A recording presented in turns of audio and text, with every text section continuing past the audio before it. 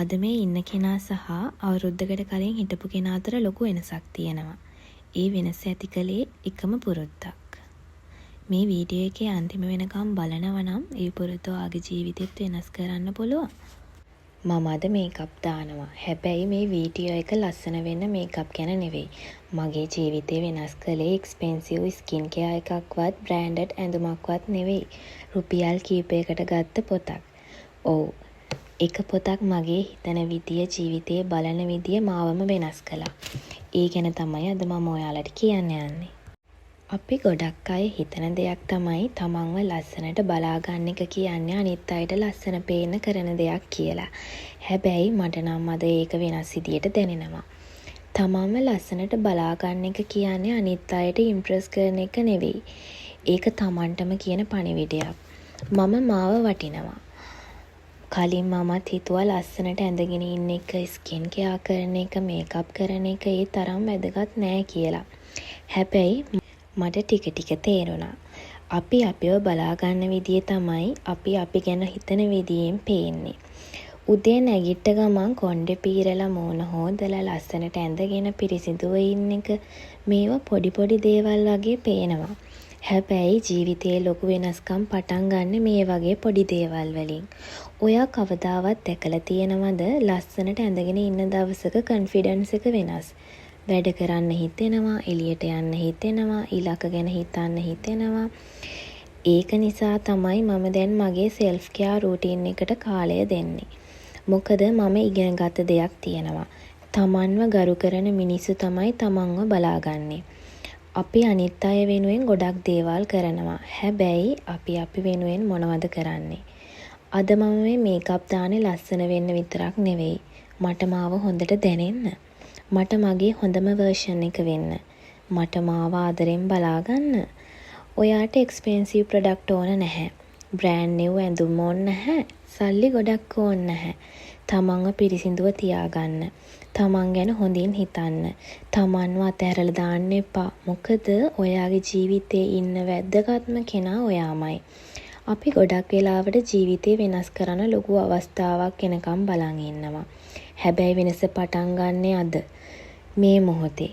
මේ පොඩි පුරුදු වලින් ඒ නිසා අද ඔයාටම කියන්නේ තමන්ව ලස්සනට බලා ගන්න. තමන් ගැන ආඩම්බර වෙන්න. තමන්ව අතාරින්න එපා. මොකද ඔයාට ලැබිලා තියෙන්නේ හොඳ ජීවිතයක්. හරි, දැන් මම යන්නේ මගේ මාසික පුරුද්දක් කරන්න. ඊ තමයි අලුත් පොතක් ගන්න එක. මම මාසයක් පටන් ගන්නකොට කරන්නේ අලුත් පොතක් මිලදී ගන්න එක. සමහරුන්ට ඒක සාමාන්‍ය දෙයක් වගේ පේන්න පුළුවන්. හැබැයි මට ඒක ජීවිතේ වෙනස් කරපු පුරුද්දක්. අපි හැමෝම ජීවිතේ ඉස්සරහට යන්න ඕන කියලා හිතනවා. හැබැයි ප්‍රශ්නේ තමයි ඒකට අවශ්‍ය දැනුම අපි හොයනවද? ඒකට අවශ්‍ය මයින්ඩ්සෙට් එක අපි හදා ගන්නවද? මට මේ දෙකම හොයාගන්න උදව්ුනේ පොත්. ඒ නිසා තමයි මම පොත් ගන්න ආස. මොකද මම දන්නවා මේ පොත් ඇතුලේ කෙනෙක්ගේ අවුරුදු ගානක අත්දැකීම් තියෙනවා කියලා. මේ පොත් රාක දිහා බලනකොට හැමදාම දැනෙන්නේ එක දෙයක්. ඉතින් මම ඇත්තටම තීරුම් ගත්ත දෙයක් තමයි පොත්වලට අපේ ජීවිතේට ලොකු බලපෑමක් කරන්න පුළුවන්. මොකද අපි සමහර දේවල් වැරදියට කරනවා. ඒ වැරදියට කරන දේවල් හැම දෙයක්ම අපිට හරියට හදාගන්න පුළුවන් එක දෙයක් තමයි මේ පොත් කියන්නේ. ඇත්තටම අපි හිතන්නේ නැති පුංචි දේවල් වලින් අපේ ජීවිතේ ගොඩාක් වෙනස් වෙනවා. ඔයාලත් පොත් කියවන්න කැමති අය නම් පහලින් කමෙන්ට් එකක් දාගෙන යන්න. ඉතින් අද මම ඉගෙන ගන්න දෙයක්, අද මම කියවන පොතකින් ගන්න දැනුමක්, ඒක මගේ ජීවිතේ එකම දිගටම ඉන්නවා. ඒ නිසා තමයි මම හැමදාම උත්සාහ කරන්නේ මගේ පෙනුම විතරක් නෙවෙයි මගේ මනසත් වර්ධනය කරගන්න. ඔයත් ඒක පටන් ගන්න. ඔයාට පොත් කියවීමේ පුරුද්දක් නැත්නම් අදම පටන් ගන්න. මේ පොත් රාක දිහා බලද්දි මට හැමදාම දැනෙන්නේ එක දෙයක්. දැනුම කියන්නේ කිසිම කෙනෙකුට ඔයාගෙන් උදුර ගන්න බැරි දෙයක්. අපිට සල්ලි නැති වෙන්න පුළුවන්. අපිට ජොබ් එකක් නැති වෙන්නත් පුළුවන්. හැබැයි කවදාවත් දැනුම නැති වෙන්නේ නැහැ. පොත් කියවීම මට ඉගැන්නුවේ ජීවිතේ වෙනස් කරන්න කලින් හිතන විදිය වෙනස් කරන්න ඕන කියලා. අපි ඉන්න තැන වෙනස් වෙන්න කලින් අපේ මයින්ඩ්සෙට් එක වෙනස් වෙන්න ඕන. පොත් කියවීමෙන් මම ඉගෙන ගත්තේ ධෛර්යය, අනුශාසනය, කාලය කළමනාකරණය, ඉලක්ක තියාගෙන වැඩ කරන හැටි මේ හැමදේම.